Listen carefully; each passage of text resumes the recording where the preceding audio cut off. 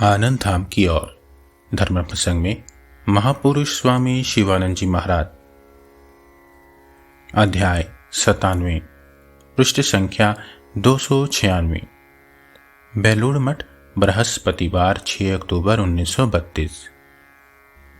इस अध्याय के पूर्व दो भागों में हमने सुना था कि बेलूड़ मठ में श्री दुर्गा पूजा हो रही है।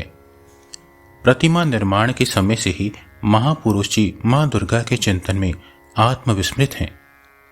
अपने से मिलने आए साधुगण को महापुरुष महाराज बेलूड़ मठ में होने वाली श्री दुर्गा पूजा का महात्म्य समझाते हुए बताते हैं कि किस प्रकार स्वामी विवेकानंद जी ने वराहनगर मठ से ही दुर्गा पूजा आरंभ की थी और बेलूड़ मठ में होने वाली सात्विक बलि रहित दुर्गा पूजा का महात्म्य समझाते हैं।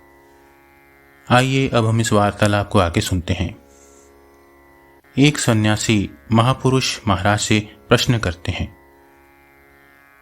अच्छा, महाराज कहते हैं पूजा में आज बलि आवश्यक है, सो क्या आज बलि छोड़कर भी पूजा हो सकती है? महापुरुष महाराज बोले, सो क्यों नहीं हो सकती? वे ही तो वैष्णवी शक्ति के रूप में अवतीर्ण हुई हैं। हम लोगों के मठ में बलि नहीं होती, यहाँ की सात्विक पूजा है। शास्त्र में मनुष्य के प्रकृति भेद से 3 प्रकार की पूजा का निर्देश है, सात्विक, राजसिक और तामसिक। सात्विक पूजा में कोई बाह्य आडंबर नहीं होता, ऐसी कोई विशेष धूमधाम नहीं होती। वह केवल भक्ति की पूजा, निष्काम भाव में मां की प्रसन्नता के लिए पूजा है।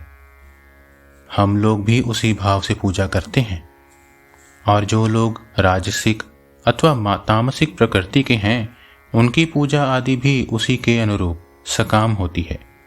सकाम पूजा में खूब तड़क भड़क रहता है। ऐसे लोगों के लिए शास्त्रों में पशु बलि का निर्देश है। सार बात क्या है जानते हो? उनके श्रीपाद पद्मों में शुद्ध भक्ति प्राप्त करना। इन सब पूजा आदि का उद्देश्य भी तो वही है।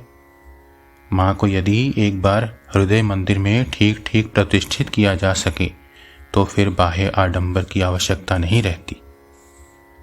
अब मां आ गई हैं, मां को लेकर आनंद करो। हम लोगों के लिए बच्चा विसर्जन नहीं है। मां भला जाएंगी ही कहाँ? मां तो सदा यहीं हमारे हृदय में विराजमान है। ओम श्री राम कृष्ण अर्पणमस्तु।